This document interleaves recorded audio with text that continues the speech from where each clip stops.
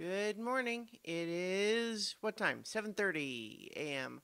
on Friday, December 10th, 2021. I'm Christiana Ellis and I just got up more or less. This is 5 more minutes. I got stuck in kind of a I don't know.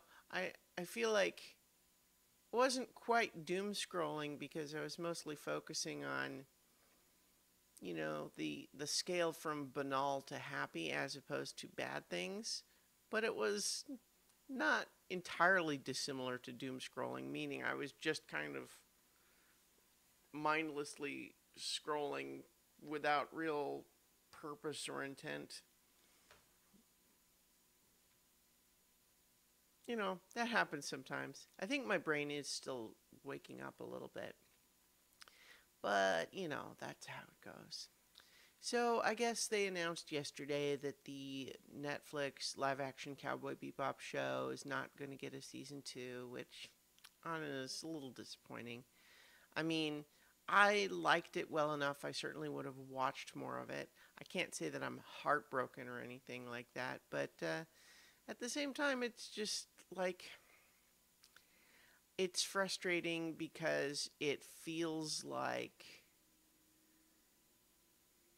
I guess I just feel like there was a lot of the initial critical reception of that show that didn't give it a fair chance. And I mean, it's hard to judge that sort of thing because maybe all of those people who were talking about it being bad, like that's just sincerely how they felt and whatever, but I guess I just sort of feel like that show didn't really get a chance to be its own thing. And that there were just too many people who were determined to attack it for anything that was different at all. I don't know. It's complicated. Anyway, yeah, so in any case, I would have watched more of that if they were going to make it, but I guess they won't. Um,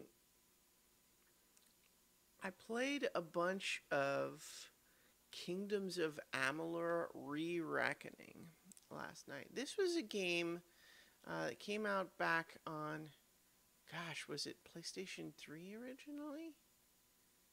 Maybe? I can't remember for sure now, but I remember playing Kingdoms of Amalur Reckoning when it came out for a little while and liking it, but then falling off of it at some point and never really coming back, getting maybe a fifth into it. And it's an action RPG, and it's a little bit notorious in terms of its production because it came from a game company that really only ever made the one game and then kind of fell apart due to fraud and some of the high level executives being bad people and state sponsorship money not getting paid back. I don't even really remember all the details, but I just like the game company that made it kind of imploded.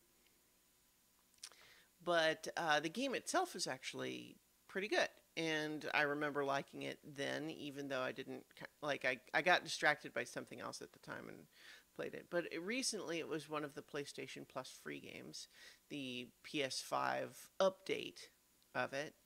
Actually, okay, I'm pretty sure that what it was is it was a.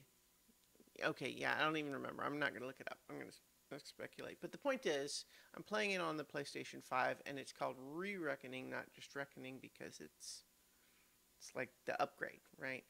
And obviously, a lot of the the models of all the people and monsters and everything are pretty low poly compared to a lot of other PlayStation games, but a lot of it still plays well. I think the game maybe suffers a little bit from having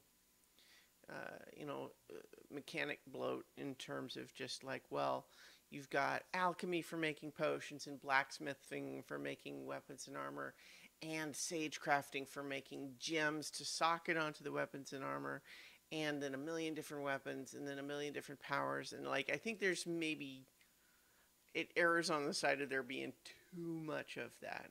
And I kind of frankly felt that same way about Witcher 3, honestly. But this one is like even kind of a little bit more than that. What I will give it an edge on over Witcher 3, which I love, by the way. This is not a slam on Witcher 3, But Witcher 3 does end up with an awful lot of picking up, you know, 1,000 pieces of gear that are not really like, in theory, oh, well, this piece of armor looks a little bit different and gives you a 2% bonus on, you know, poison resistance or something like that. But the point just being that you end up carrying a lot of stuff that is just trash gear that you're going to sell, but you're constantly having to manage your inventory because you're carrying too much stuff because it's like 100 pieces of, you know, chest armor that you don't care about. Now, to some extent, that happens in Kingdom of Amalur Reckoning too, but I feel like the different pieces of armor and the different, seem like the differences matter more, and also, frankly, for that matter, the different kinds of weapons are really cool, like and play noticeably different. Whereas in Witcher 3, like you still have your regular sword, your steel sword, and your silver sword, kind of no matter what. Like you get a better silver sword or whatever, but it's pretty much the same. Kingdoms of Amalur Re-Reckoning, has lots of different kinds of weapons that feel different. And there's a lot. The NPCs are very talky, but the story's kind of interesting, and there's a lot. I'm digging it. Getting back into it. So, just putting a little flag up there for the like a positive flag, like a signal flag, not like a red flag, for an older game there. And I'll leave it there for now, and I'll talk to you all tomorrow for 5 more minutes.